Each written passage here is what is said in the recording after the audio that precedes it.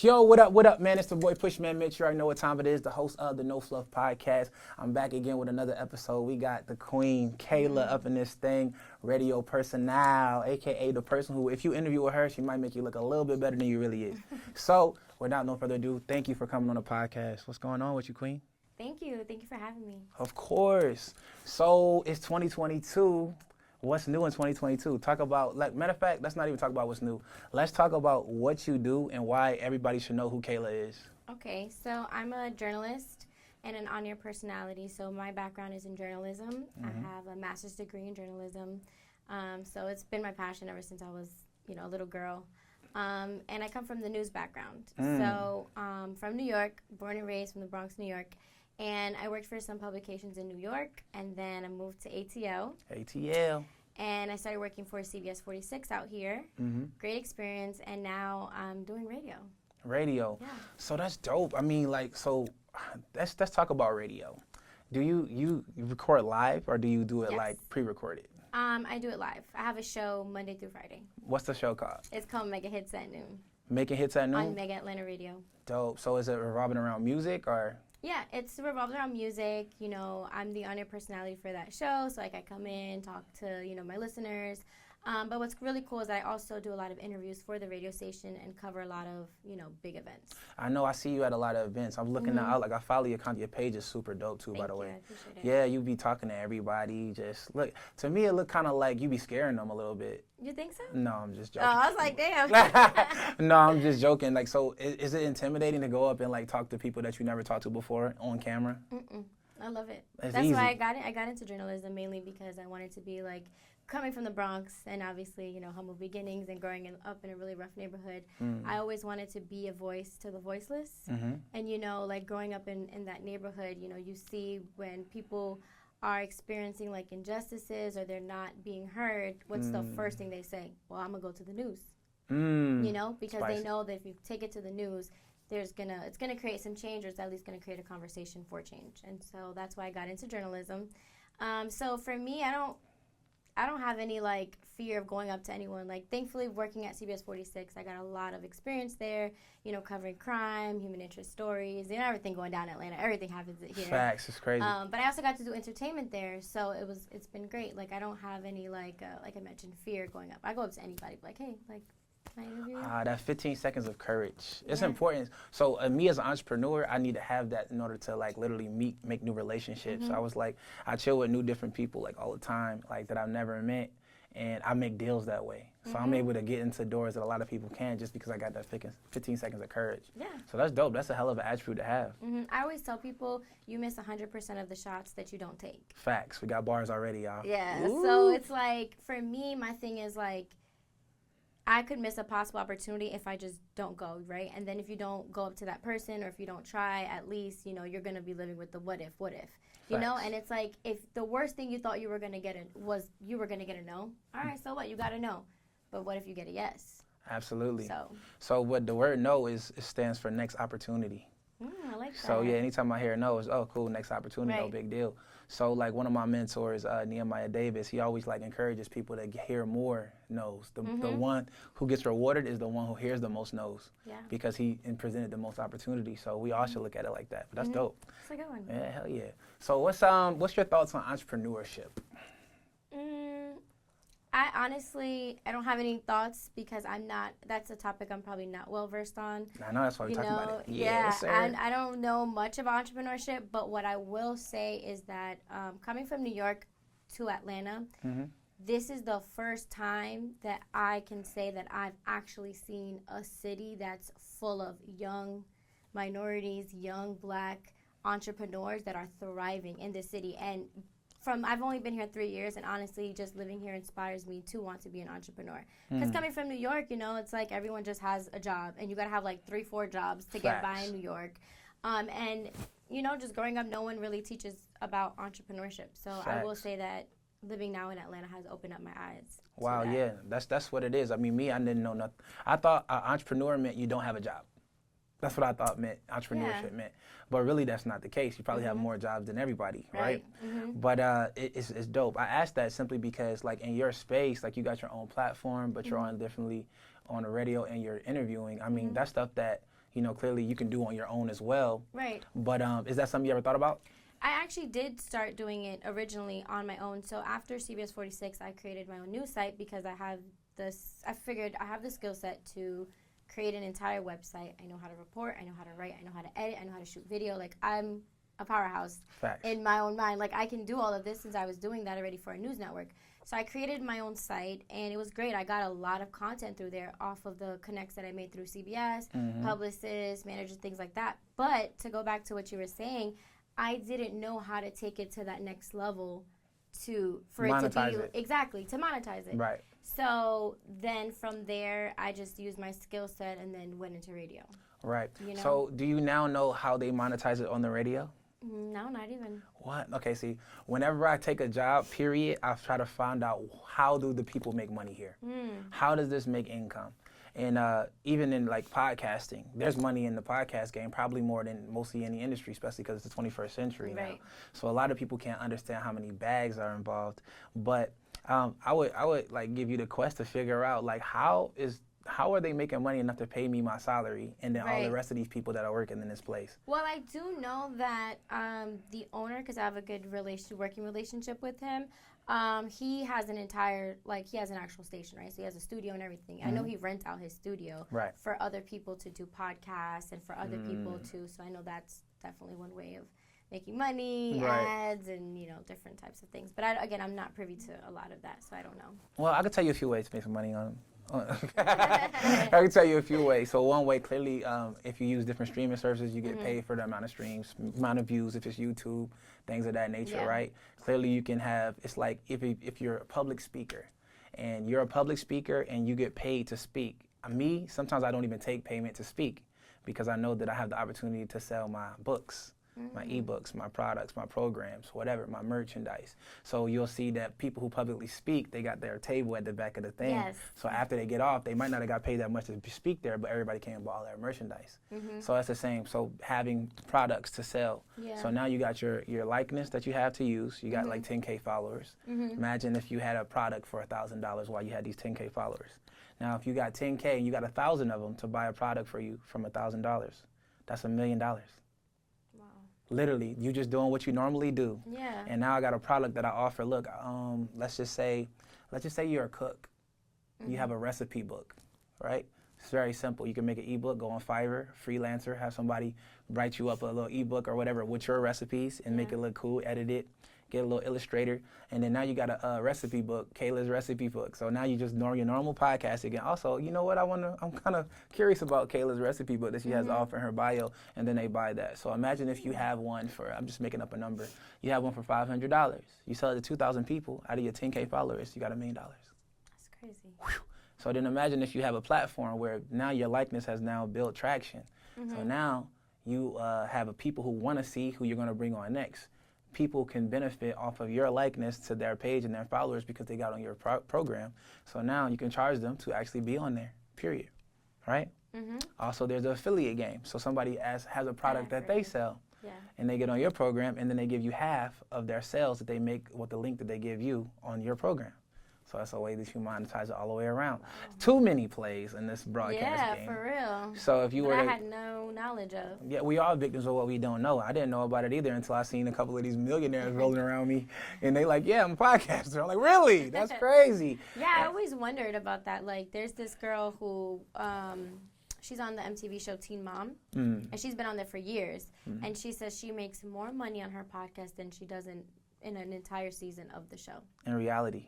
That's crazy. So what I just gave you was the no fluff version. That probably a podcast would be like, oh, blah, blah, blah, blah. You know, but I don't. Yeah. You can't be me, and that's the cool thing about any business. It's unique to yourself.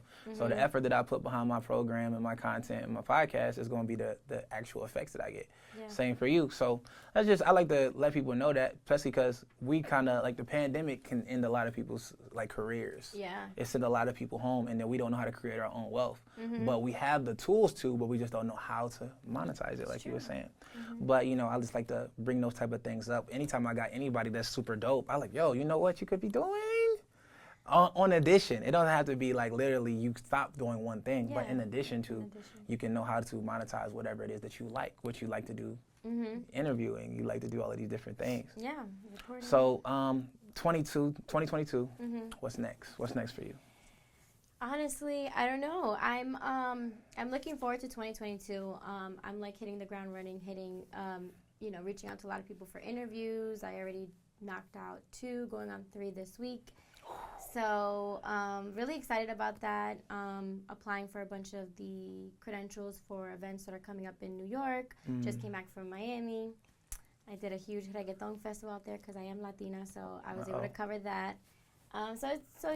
Just like raising the bar and like getting to that next level in my career, Fire. So these posters right here, they mean a lot to me, and I really implement it to any business that's successful. These 3 posters: it's hustle, execution, and grind.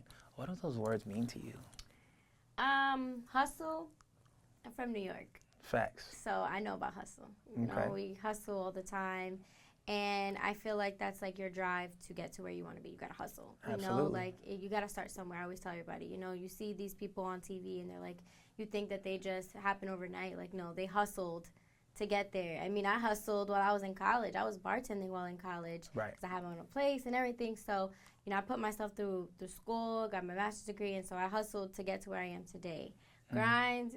A beautiful word. It's just the grind and it all, right? Like hustle and grind, I feel like they go together, right? You got to grind and you got to hustle to get to where you want to be. And execution to me is, just like it says, stop talking and put in the work. It's like getting there and finally executing your plan. That's it. That's the only way we can really do things. And I wanted to ask you another thing. So you're from the Bronx. Why you come to ATL? Why? Funny story. So I came to ATL.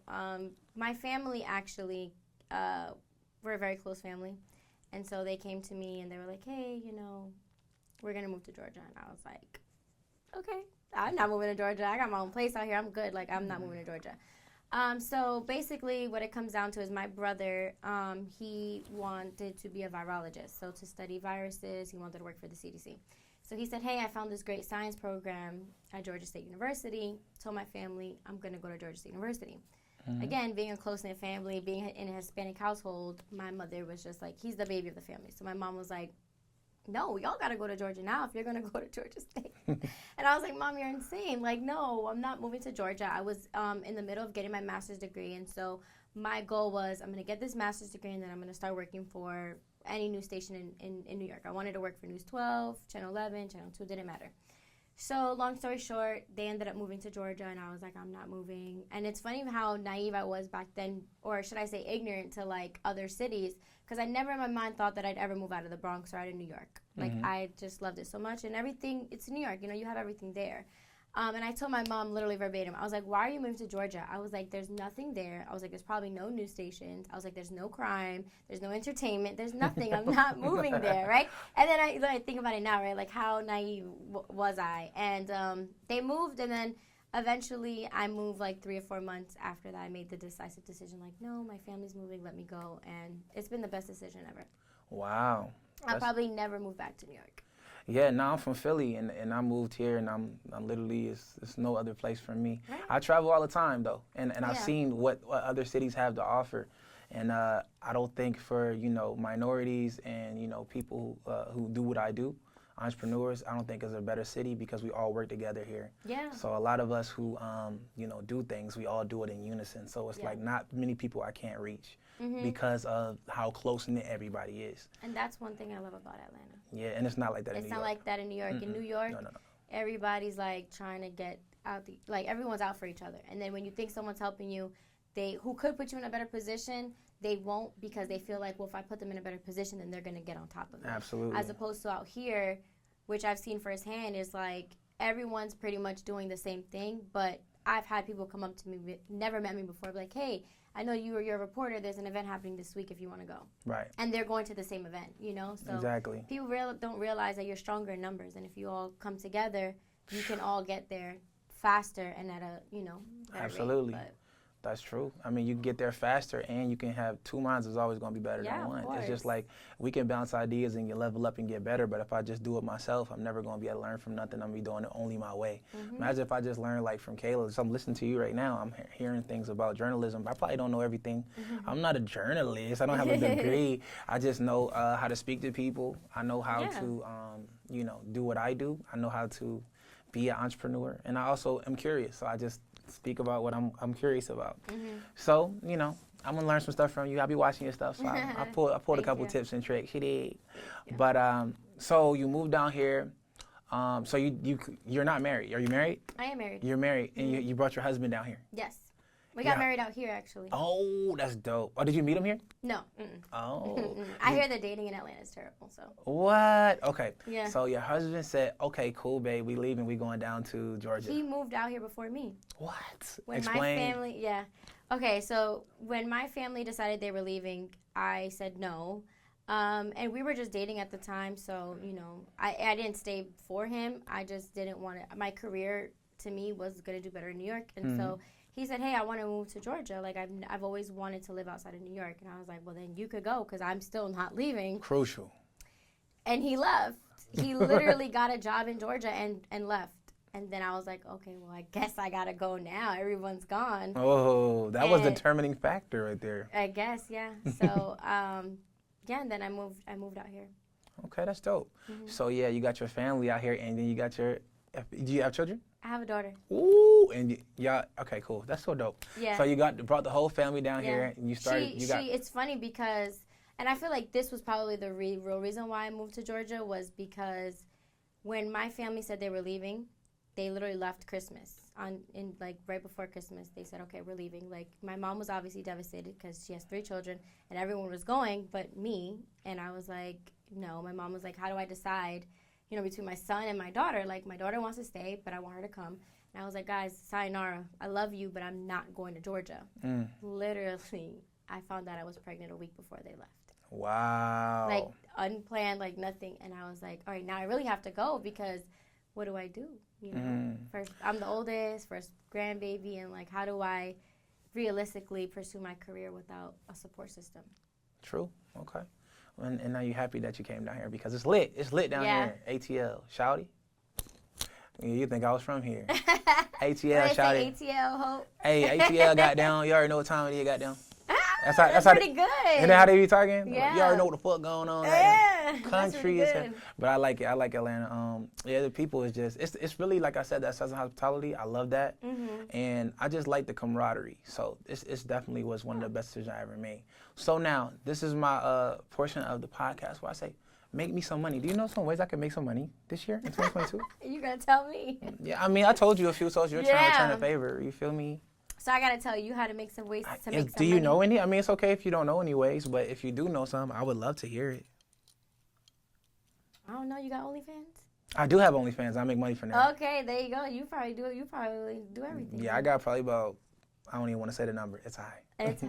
You don't want the IRS to come after you. Yeah. I mean, if they come after me, it's part of the game. But anyway, so OnlyFans, I would literally just go on live every day like I do. And then I would just take my live that I gave some value on and then throw it into my OnlyFans, and I just don't save it on my Instagram page. So you know what's funny? I heard about a big YouTube influencer, like a big YouTuber that makes a lot of money. He got an OnlyFans, and he was going on OnlyFans. It was like, purchase my OnlyFans, and I'll tell you how to make money on YouTube. Yeah, that's how you do it. Right. Yeah, it was one of them. I didn't know, but I was like, wow, that's like, it's crazy because that's how you do it. I feel like I'm so behind. I feel like there's people who are younger than me that know so much, but it's a learning experience. How do you get a job at CBS? Me? Talk about that. Yeah, you guys got questions? That's how we do it on the outside. we break the fourth wall on this podcast. But y'all got questions y'all want to ask her? I mean, when I moved out here, I wanted to work for the networks, but I couldn't get a job. So how do you get a job at CBS? So when I first moved out here, it was really hard. I will say, when I first moved out here, it was really hard because I'm coming to a new city. I literally have no resources. I don't know anyone. I don't know anything about the city. So I had to first get acclimated with the city, find out, what are the networks out here, the news stations. And so for, I want to say like 8 months, I was applying, I was researching, and it was hard because I would apply and I wouldn't get anything. I would apply, I wouldn't get anything, I wouldn't hear back. And then, honestly, by the grace of God, I was applying so much to things that I was forgetting what I was applying to. And I got a call one day from the one of the head of departments at CBS 46. who was my boss, ended up becoming my boss, and he said, hey, I saw your resume and I want to interview you. And so I was like, okay, CBS, that's huge. And so I went there and I just sold myself. Like, literally, I just was like, he interviewed me, and I was like, listen, like, I'll let you know now, like, I am what you need here at CBS 46. I can do this. I'm young, I'm Hispanic. I fit that diversity quota, like, and he saw a lot of potential in me. And I told him, so I started off part-time, and then I told him, I said, in a few months, you're going to make me full-time. You're going to see. And grinded, hustled, and then eventually executed it, because within a short months, he made me a full-time employee. And there I was reporting, shooting video, editing. I was doing everything there. Fire. What's your question? What was the most challenging interview that you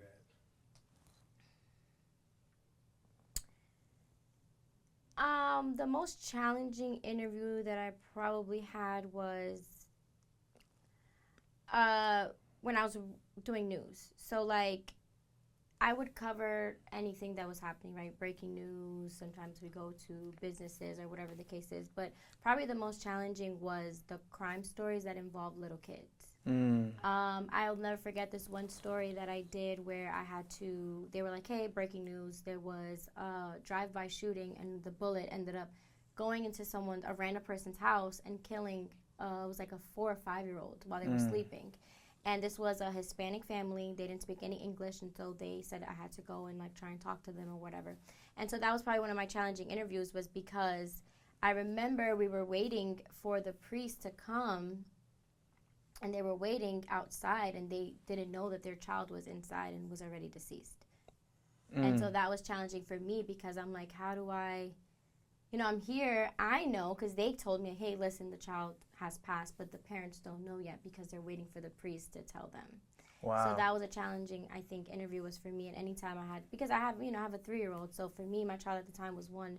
And it was heartbreaking to cover these stories where you see these senseless, crimes happen out here involving kids. And Terrible. That's probably, like, been the most challenging. And then I covered protests for 3 months. I got shot in the leg. What? You got shot in the leg? That was probably, like, one of the most challenging times, I would say. So how does that happen? Yeah, so I'll never forget. I got a call. I was like, hey, listen, there's a protest. So all the protests were already happening prior, so I already knew, like, okay, I was a little apprehensive about covering a protest in Atlanta. But I remember the assignment desk editor was like, hey, listen, I got you covering a protest today. I was like,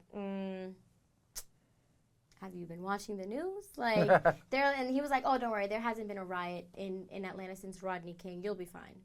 I'm like, okay. And I'll never forget that day. I went to work. We went to Centennial Olympic Park, and that was the first day where, they set it on fire. They were, like, throwing stuff at the CNN building. Right. And so in the midst of all of that, I was there covering it, and a police officer shot me in the leg without even realizing that I was media. Like, he shot it into the crowd, and it caught me, and I still have the scar, and I was, like, bleeding through my jeans and everything. It was crazy. A and also police got tear officer gas shoot you? at the same time. Wow. Did you sue? No. Did you sue? What? No. Help me, please. I would have been so lit right now. I should have, right? I didn't even think about it at the time. How long ago was this? June of This 2020. You still got time. I didn't even think about sewing. I just figured, like, this is just what comes with. Oh yeah, no. no. It came with a check. Yeah, Right. it will come. It still can come with a check. I mean, if you need help, seriously. listen. If you need some help, I got you. I got a lawyer. That was crazy. Got a lawyer I can call right now. So, Shannon. Did he apologize? No, he didn't even know. I didn't know what it was. Just all right. Imagine, like, thousands of people, and then there was hundreds of cops. So I don't even know who shot me. I just know that they were trying to, get the crowd to go away, and so they just shot in the crowd, and it hit me in the leg while also being tear gassed. Like, I got maced at the same time. So Oh, man. It was crazy. Shannon, you ready? Call coming to you. So, yeah. But that's crazy. Yeah, for 3 months, I was getting tear gassed every single day. Wow. And then you went to the hospital for it. Did it go straight through? I didn't get it. Was a rubber bullet. Oh, rubber bullet. Oh, that's different. It's different. Oh, you guys thought I meant like an actual bullet? Yeah. Oh no, if it was an actual bullet, that'd be a different story. I would have. Oh hell no, I would have gotten that check from everybody. I'm about to say, CBS, everybody. Like no. That It was changed a the whole- rubber bullet. That changes the whole whole situation. I'm about to say, you got shot. It still was, it hurt, and I have the scar and everything, and I was bleeding, and. Yeah, I got shot by a rubber bullet too, but. Oh no, it was like a I don't know what it's called, but it was like not a rubber bullet, but like Pepper ball. yeah. I got hit by those. It leaves a lump. Oh no, guys, if I got shot, Sheesh, you about this girl crazy. You know how much it would money? have been. Consulting you. Right, for It would have real. been Kayla 46 News, basically. Like if that would have happened, it would have like. That's crazy. No, it was a. Yeah. Okay, dope. So, It still hurt. well, I'm glad you're alive. I'm glad your Thank you, eyes thank and you. things are okay, and your nose, you're not no longer like, that tear gas is crazy. I used to be in corrections, so I used to do all of that. I had got to the CERT team, so I had to be like the SWAT team in the jail. So Ooh, for that, how you was got to get what? It was horrible. You got to get gassed, you got to get tear gas, you got to get tased, you got hit with pepper ball gun, all of that stuff you got to get hit with multiple times. So it was crazy. But so I felt all of that you was feeling. Not 3 months straight, clearly, but yeah, it was horrible. So I know that feeling of getting hit with that. But never again. So, I won't say never. Knock on wood. Let me see. There was, though, a photographer that she got hit with a rubber bullet, not here, but in her eye, and she lost the eye. She sued, and she's also going to come into a lot of money. But, yeah, the cop shot her. Not, I don't think on purpose, yeah. but, again, when you're shooting in the crowd, you don't know who you're going to get, and it hit her in the eye, and she lost the eye. Oh, yeah. I Lost know, the eye. Yeah, I know an adjuster. I showed that, and I was like, no. Yeah, I'm it's not doing crazy. this. I was You like, know what's crazy? That an insurance company has to have a number for that. Like, they got to create a number That's crazy. for that. Like, oh, how much is an eye worth? That's what they literally got to. I know, adjusters, they literally got to make up numbers. A guy, lost a testicle, and they had to literally, with a board of people, think about what that should be worth. Wow. It has to have a number. That's crazy. You know what I'm saying? It's a number. So, and then they got to settle on it. Like, this dude tried to lowball him. That's a good joke. Jesus Christ. But he No did. pun intended. He did try to lowball him for real. So he was lowballing for a minute on losing his testicle, in a motorcycle accident. No. And then he had to I come wonder up how with a much he number. ended up getting. He got 400,000. 400,000? That's it? That's a lot. That's a lot for a testicle. You think so? He still can't have kids, everything. He lost his ball. How much do you think the lady should have got for her eye? Ooh, I don't know. The eye is different. The eye is forever. I don't know. She probably gonna get around that much though, like 500K, 600. They ain't gonna give her a couple No, million. that's too little They for gon- my eye. I'm sorry. They ain't gonna give her a couple million.